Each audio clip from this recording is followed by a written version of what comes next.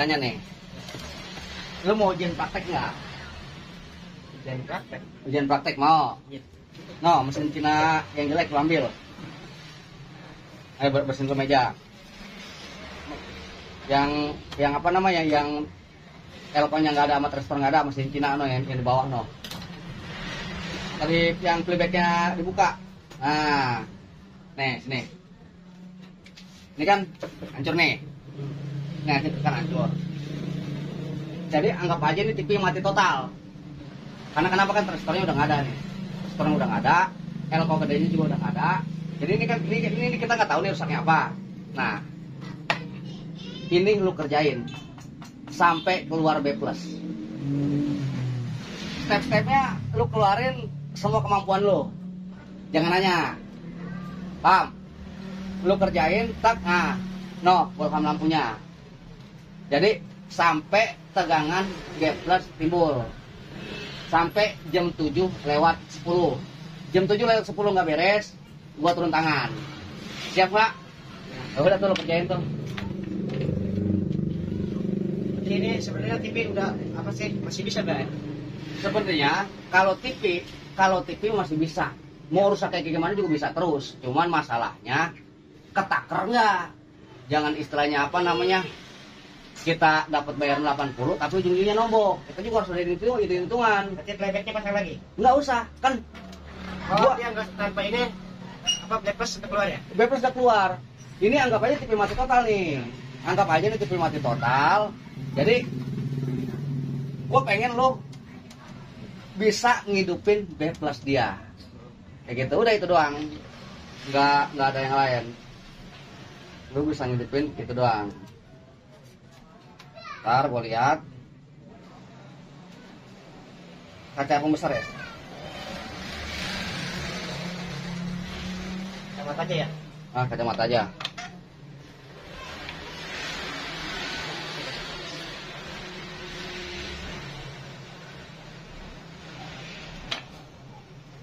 Satu, ntar gue lihat umpan baliknya. Gue ngeliat umpan baliknya, tak. Nah, ini ada 1R yang udah diambil. 1R yang udah diambil. Ntar gue nyari R-nya nih. Ya. Ini R ini nih satu udah diambil nih. Ini umpan baliknya pasti nggak beres.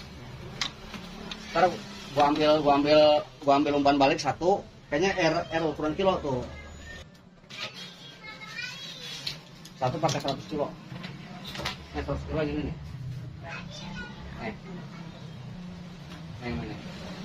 Nah ini. Satu jangan lupa pasang ini nih, yang gini, yang copot tuh. Yang dia nih. Ya. Tuh, pakai pinggir. Dia kecil. Nih yang gede tuh. Oh iya. Pasangnya di mana? Itu yang copot.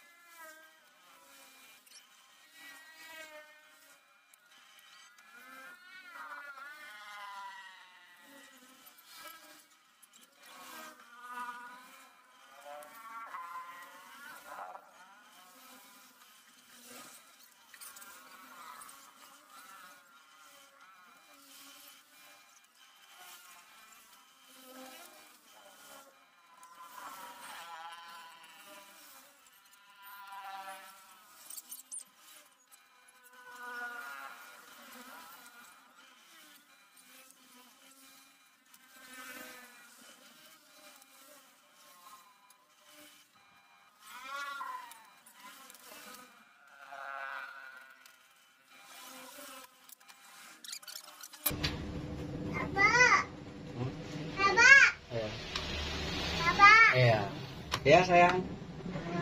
Bah, nggak seru ini mah. Apa? Emang kayak begitu. Jadi memang matiin dulu. Iya udah. Matiin dulu. Jadi memang kerusakan televisi itu kan udah normal. Udah normal. Coba lu ukur lagi. Lu ukur lagi. Nah, ini kan udah normal no, 108. Ya kan sampai 110. Jadi yang tadi lu tanyain, TV bisa nggak diperbaiki? Ya semua TV mah bisa diperbaiki, tergantung yang punya TV-nya kayak gitu. Jadi selama dia mau terus, kita bisa jadi terus. Tapi nih kayak gini nih konsepnya nih. Konsepnya, lu udah bisa memahami tentang regulator atau belum? Kenapa ini bisa terjadi tegangan? Enggak, oke, kita bahas.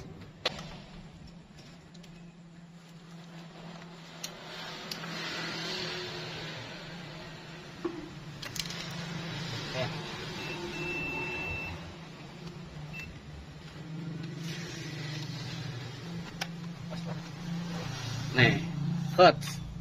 Lu kan pernah kan gua kasih unjuk tentang hertz. Iya. Nah, ini dia.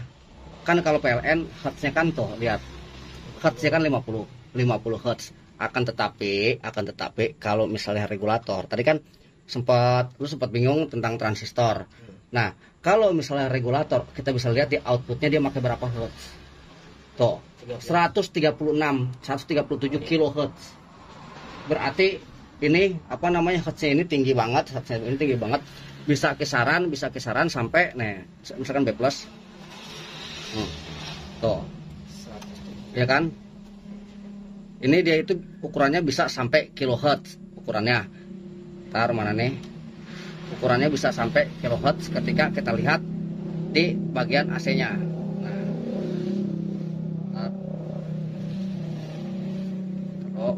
Ini tinggi banget. Dia itu bisa sampai 10 kHz. Bisa jadi lebih. Bisa jadi sampai lebih. Ntar kita lihat. Nih. Oh. 21 Hz. Nah. Biasanya kilohertz. Mungkin nih rada ngaco, Testernya yang namanya tester debuduk. Ini bisa sampai 10 kHz, sampai tinggi lah. Nah, tuh. Kilo tuh. Tuh, 141 kHz. Jadi, ini dia makanya hertz tinggi. Nah, paham kan tentang hertz itu ya kan? Berarti kan kalau misalnya 10 kHz berarti 10.000 buka tutupnya. Nah, nih. Balik.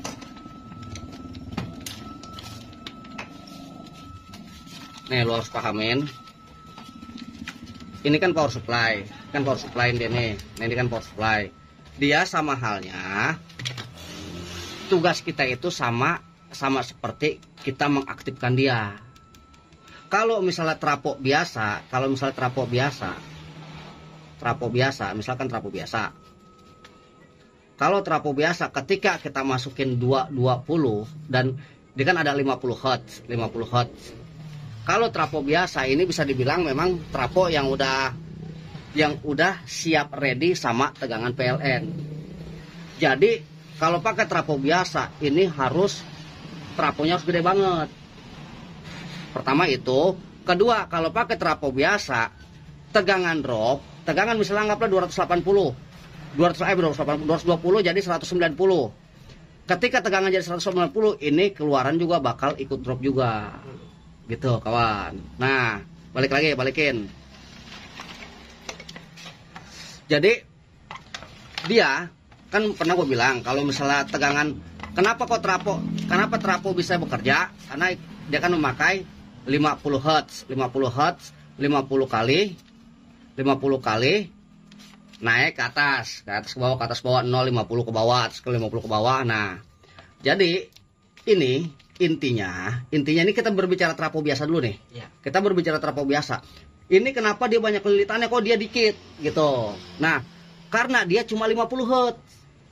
Jadi dia butuh banyak. Ini kan elektron kan pada masuk ke sini set. sebelum dia keluar lagi udah didorong lagi, jadilah istilahnya gelombang elektromagnetik yang memuai, yang bikin merangsang bagian sekunder, elektron sekunder nih, jadi bekerja sehingga ada pole.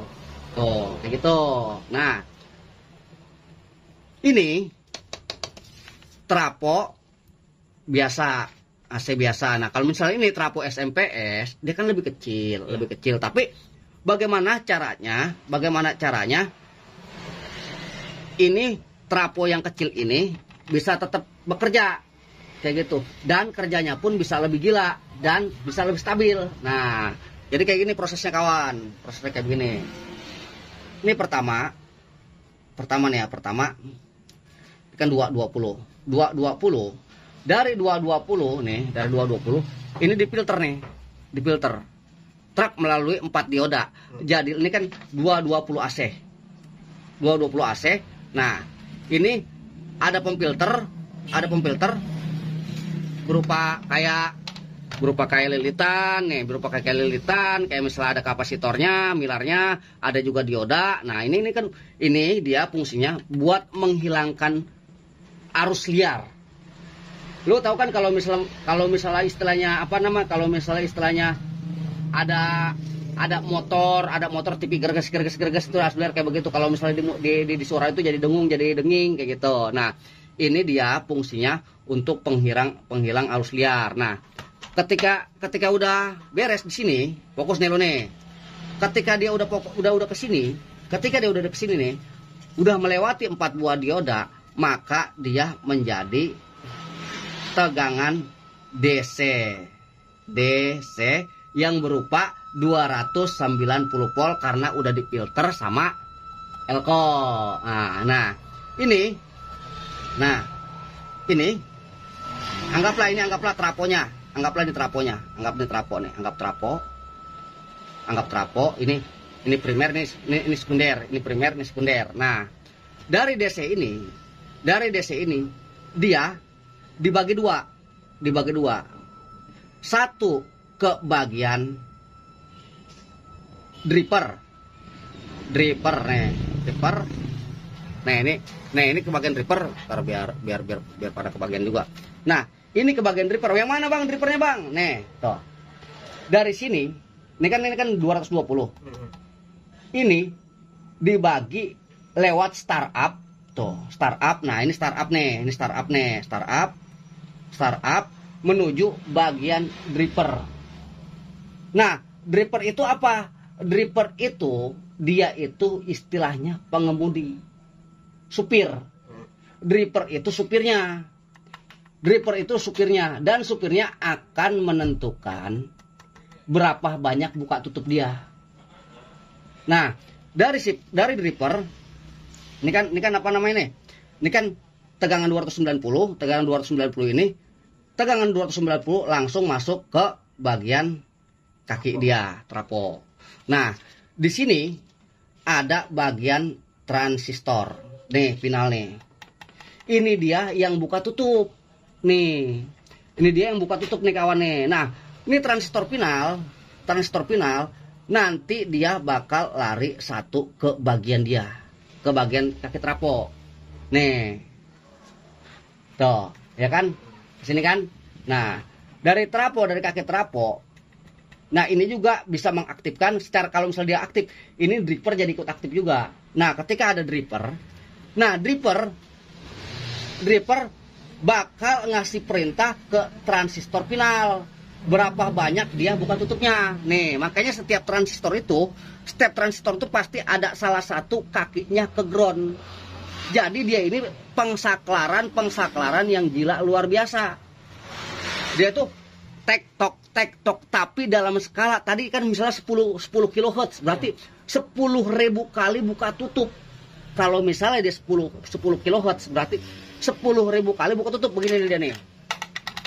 Nah, itulah kenapa dia make gulungannya nggak usah banyak. Karena kenapa? Karena kecepatannya luar biasa. Beda halnya dengan ini. Dia cuma 50 kHz. Masukkan nih S nih. Ya. Nah, jadi ini kita nih berbicara kenapa ini B+ bisa terjadi. Kenapa B plus bisa terjadi?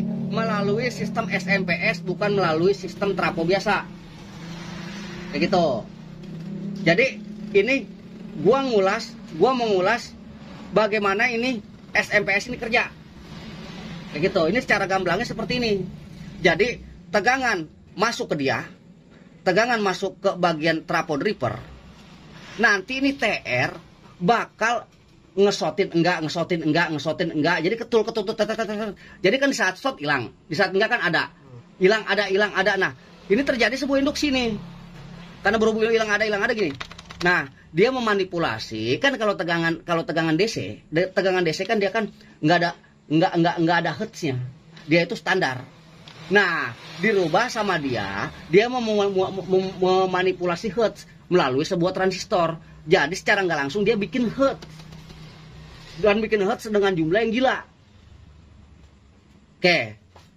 Nah, ketika ini kan apa namanya? Lewat startup nih, ini lewat startup.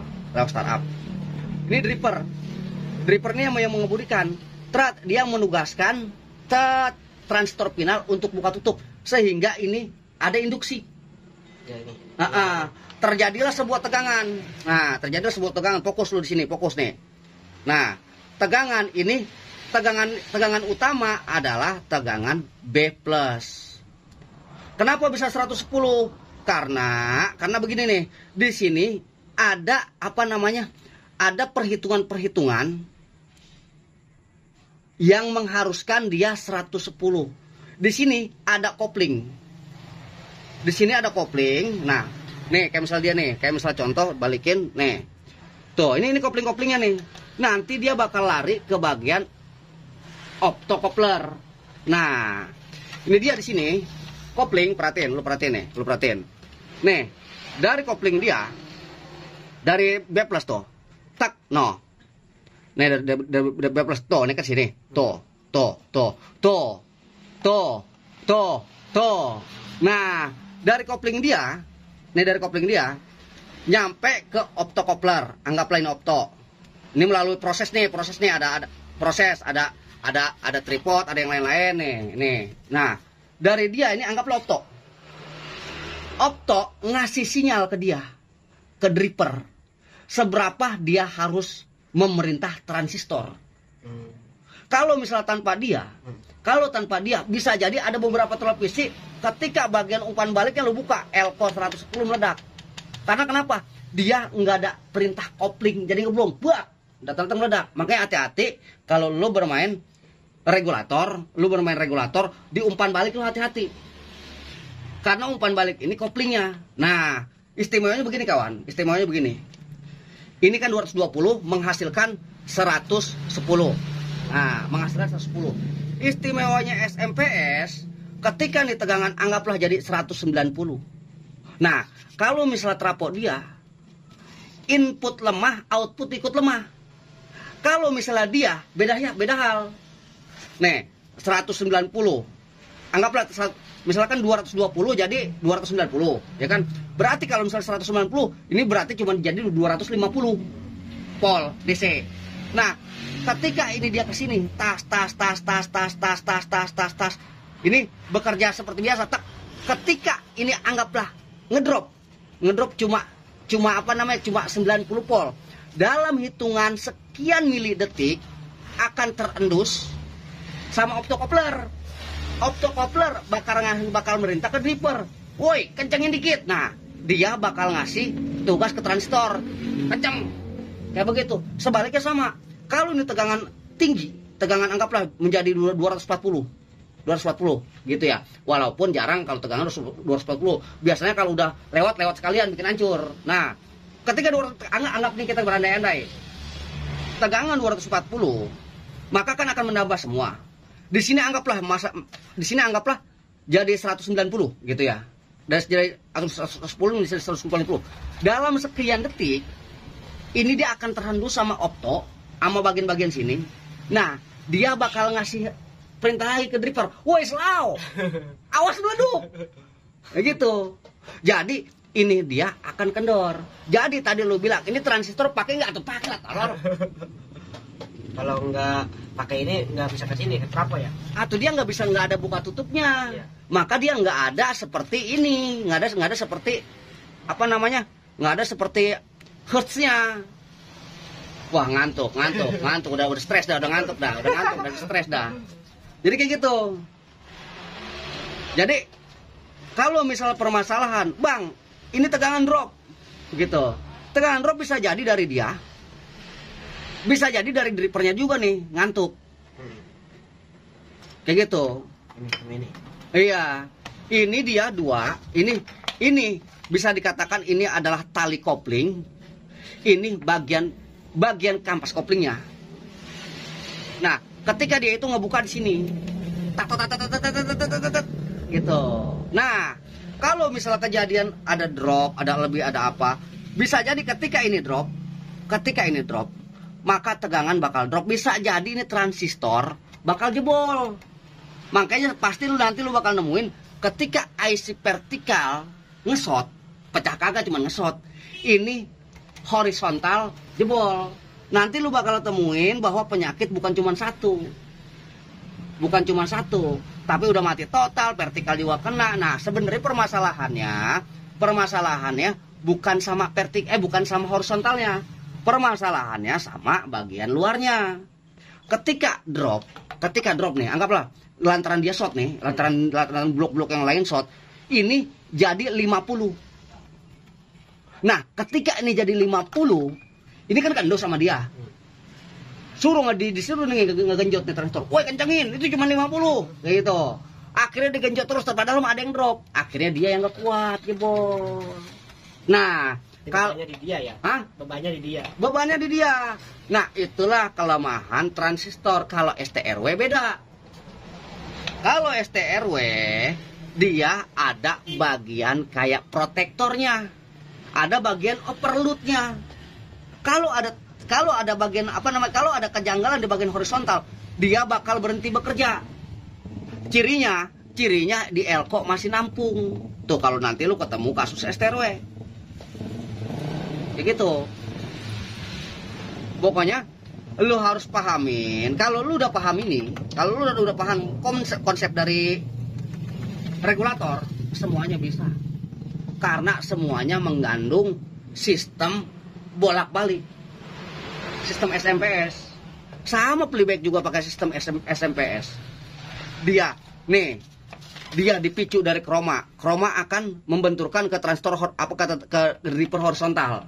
Driver horizontal bakal ngeluarin tegangan sehingga dia buka tutup. Jadilah tegangan gede. Hampir rata-rata memakai sistem bolak-balik. Kayak misalnya contoh remote pun, ketika on maka dia akan menghasilkan tegangan sehingga menjadi power on. Makanya ini adalah dasar utama. Ketika nanti lu memahami konsep tentang buka tutup, insya Allah lu semuanya bakal enak. Lu pahamin lagi, kenapa kok bisa terjadi seperti ini? Kenapa bisa terjadi seperti ini? Nah, yang gue bilang, besok lu bawa gacun. Entar gua kasih konsep cara sistem gacun gimana. Intinya pada intinya nih, kita bikin dia ini gak geter. Kita bikin dia ini terinduksi sampai batas yang ditentukan. Kayak gitu. Regulator, bisa kita bilang, regulator begini kawan, ini pohonnya, ini buahnya. Kalau pohonnya istilahnya bobrok, ya buahnya nggak mungkin ada. Sebaliknya, sama, kalau buahnya pada bantet, pasti ininya juga ada permasalahan. Mungkin ada hama kan, mungkin ada apa namanya tuh yang parasit kah atau apakah. Kayak gitu, semua berkaitan. Kalau ciri-ciri umpan balik itu patokannya apa? Maksudnya ciri-ciri umpan balik gimana? Saya bukan di TV nih. Bukan di TV? Iya. Maksudnya bukan di TV atau apa? Apa gitu, dari berapa gitu. Oh, patokannya di optocoupler. Pokoknya kalau ada optocoupler ini nih. Kalau ada optocoupler itu adalah umpan balik. Nah, optocoupler biasanya dipakai di tegangan inti. Kayak misalnya anggaplah tegangan standby gitu, tegangan standby 5 volt. Nah, bisa jadi dia ngikut di bagian situ atau di ampli misalnya tegangannya apa namanya, tegangan ada tegangan standby 12 volt. Bisa jadi 12 volt itu akan kepake di bagian umpan balik. Umpan balik itu selalu berhubungan sama tegangan yang tetap. Kayak gitu. Semua hampir rata-rata semua bakal bermain berbasis SMPS karena kenapa dia lebih stabil. Kalau untuk kekuatan memang kekuatan trafo biasa. Akan tetapi kalau trafo biasa bisa merusak bagian semuanya. Ini nih. Karena kalau trafo biasa bisa jadi dia tegangan malah tinggi, bisa jadi juga tegangan malah drop. Kayak gitu. Paham gak lu kunyuk? Rada puyeng. Rada puyeng. Nah, ya pokoknya istilahnya konsepnya kurang lebih seperti itu. Iya, ini buahnya, ini pohonnya, ini buahnya. Iya, ini pohonnya, ini buahnya. Dan lu harus pahamin bahwa ini transistor pinat inilah yang bekerja dan dia ada pengendalinya berupa dripper. Ketika dia terangsang, ketika memuai maka menghasilkan tegangan dan dia dikontrol sama umpan balik atau kopling. Kayak gitu. Intinya kalau di sini nggak keluar, kita buka-buka dari sini ya. Iya, intinya ketika ini nggak keluar, pertama lu buka dulu B+. Masih nggak keluar, lu buka 4 dioda. Kecuali lu buka 3 dioda kecuali dioda B+. Karena kenapa? Dioda di B+ dipakai buat umpan balik. Nah, ketika anggaplah lu buka ada tegangan. Normal kurang ajar gitu. Lu pasang satu-satu. Tek masih normal. Tek jadi drop. Nah, berarti jalur dia nih. Tinggal telusurin jalur apa nih? Oh, jalur suara. Oh, jalur vertikal. Oh, jalur ini. Udah lu ubek-ubek di situ. Siap. Sebenarnya gampang kawan, gampang. Nggak. Udah, kita ngopi lagi dah.